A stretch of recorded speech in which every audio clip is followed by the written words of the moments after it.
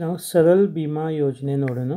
60 ವರ್ಷ ಕವರೇಜ್ ಅವ್ರ ಹೆಸರು ಹಾಕೋಣ. ಇಲ್ಲಿ ಅವ್ರ ಏಜ್ 40 ಇಯರ್ಸ್ ಇದೆ.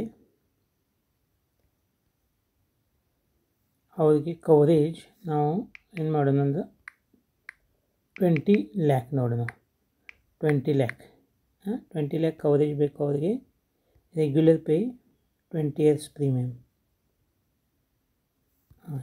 2 ಲ್ಯಾಕ್ 20 ಲ್ಯಾಕ್. ಈಗ ನೋಡಿರಿ ಅವ್ರದ್ದು 15,000 ಪ್ರೀಮಿಯಮ್ ಬರ್ತದೆ. 15,000 ಅವರು ವರ್ಷಕ್ಕೆ ತುಂಬಿದರೆ ಅವ್ರಿಗೆ 20 ಲ್ಯಾಕ್ ಕವರೇಜ್ ಇದೆ. ಅಂದರೆ ಮಂತ್ಲಿ ಅವರು 1200 ರೂಪೀಸ್ 1250 ರೂಪೀಸ್ 1300 ರೂಪೀಸ್ ತುಂಬಿದರೆ ಅವರಿಗೆ ಇಯರ್ಲಿ 15,000 ರೂಪೀಸ್ ಆಗ್ತದೆ. ಮತ್ತು ಅವರಿಗೆ ಕವರೇಜ್ 20 ಲ್ಯಾಕ್ ರೂಪೀಸ್ ಆಗ್ತದೆ. ಇದು ಸರಲ್ ಭೀಮಾ ಯೋಜನೆ ಪಾಲಿಸಿ ಇದೆ. ಸರಲ್ ಭೀಮಾ ಪಾಲಿಸಿ ಇದು ಅದೇ 20 ವರ್ಷ ಸಲುವಾಗಿ ಅವರು ಪ್ರೀಮಿಯಮ್ ತುಂಬಬೇಕು. 20 ವರ್ಷ ಅವ್ರದ್ದು ಕವರೇಜ್ ಇದೆ. ಕಡಿಮೆ ಬಜೆಟ್ದಲ್ಲಿ. ಇನ್ನೂ ಅವ್ರಿಗೆ ಕಡಿಮೆ ಬೇಕಾಗಿದ್ದರೆ 10 ಲ್ಯಾಕ್ ರೂಪೀಸ್ನು ಕೊಡೋಕ್ಕೆ ಬರ್ತದೆ. 10 ಲ್ಯಾಕ್ ರೂಪೀಸ್ 20 ಇಯರ್ಸ್ ನೋಡಿರಿ 8,000 ರೂಪೀಸ್ ಬರ್ತದೆ ಅವರಿಗೆ.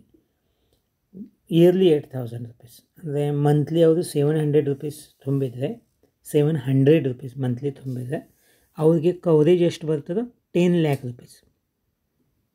ಈ ರೀತಿ ಇದೆ.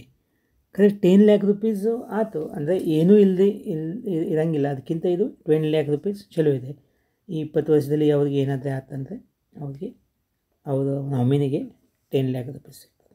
ಇದು ಸರಲ್ ಭೀಮಾ ಯೋಜನೆ.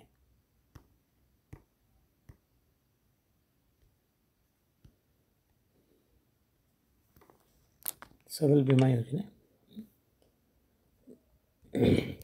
ಈಗ ನಾವು ಇನ್ನೊಂದು ನೋಡಿದ್ರೆ ಪ್ಯಾಕೇಜ್ ಪ್ಯಾಕೇಜ್ ಇದರಲ್ಲಿ ಏನಿದೆ ಅಂದರೆ ಇನ್ಸ್ಟಾ ಪ್ರೊಟೆಕ್ಷನ್ ಲೈಫ್ ಪ್ರೊಟೆಕ್ಷನ್ ನೋಡ್ರಿ. ಇಲ್ಲಿ ಒಂದೇ ಮಾಡ್ರೆ ನೋಡೋಣ. ಮುಂದಿನ ವೀಡಿಯೋದಲ್ಲಿ ನೋಡೋಣ. ನಮಸ್ಕಾರ.